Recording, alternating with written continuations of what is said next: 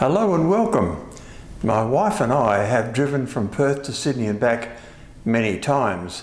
That takes 5 days to get there and 5 days back. There are rest stops where a hot shower, bed and a cafe await you.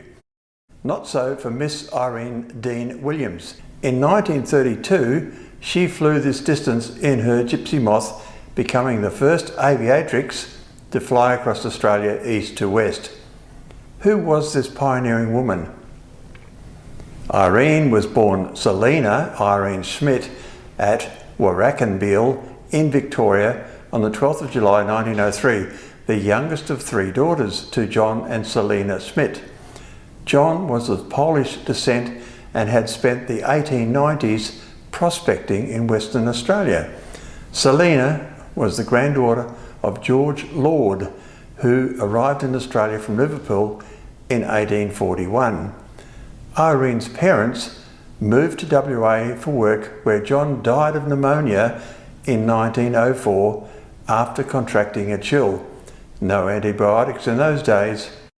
Selina bought a farm 45 miles from Northam and there raised her daughters.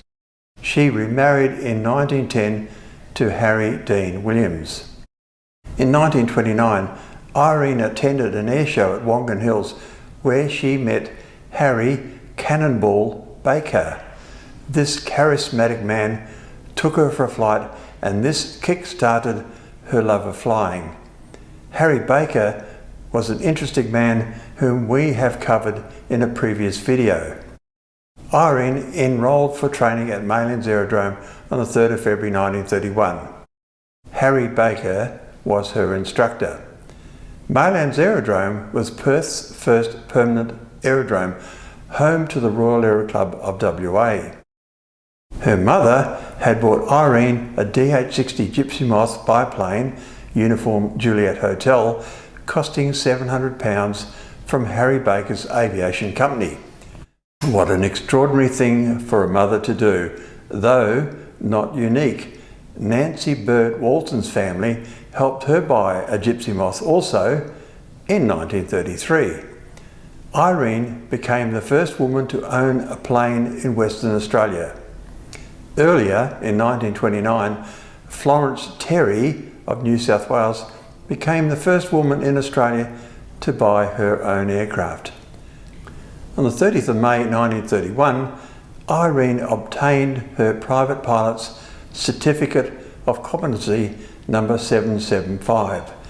She seemed a natural pilot, for with just 64 hours experience and the support of the Burley Clothing Company, pun not intended, she departed Maylands Aerodrome intending to fly to Sydney on the 27th of March 1932. Her stops were Tamman, Southern Cross, Kalgoorlie, Forest, Ceduna, Adelaide, Canberra, Nahil, Melbourne, Wagga Wagga, and arriving in Sydney on the 20th of April 1932. 8 days later, she left Sydney, reversing the journey, arriving at Maylands on the 2nd of May 1932. The elapsed time for the return journey was 5 days, 31 hours flying time, averaging 80 miles per hour, all in an open cockpit, both windy, wet and chilly. Flying east to west, she would have encountered strong headwinds, especially as it was late autumn. Navigation would have been difficult, as would keeping clear of clouds. On the 12th of September 1932, she entered into a speed contest. Hers was the fastest time between Kalgoorlie to the site of a car racing carnival at Lake Perko Lily. There, she lent her plane to Mr Sisons, who crashed into a motor car when he was taking off, causing great damage to her plane. Undeterred, her aircraft was put on the back of a truck for transport to Kalgoorlie. Here you can see it outside of the York Hotel. When her aircraft was repaired, she went on to obtain her commercial pilot's licence, issued on the 13th of January 1933, the first issued to a woman in West Australia.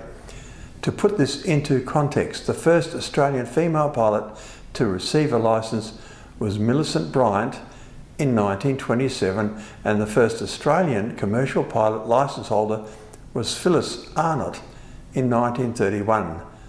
These were all early days. Irene contracted cancer at 42 years of age, passing in 1946. Her beloved aircraft was sold to the Royal Aero Club of WA in 1937, then onto a pilot in Kalgoorlie before passing to the West Australian Goldfields Aero Club. It was impressed into service during World War II as A7/77, and after that, who knows. A building at Perth Airport is named in Irene's honour. The JS Battery Library of Western Australian History contains many of her memorabilia donated by her family. Thank you for watching. Liking, subscribing and hitting the notify bell does encourage new content.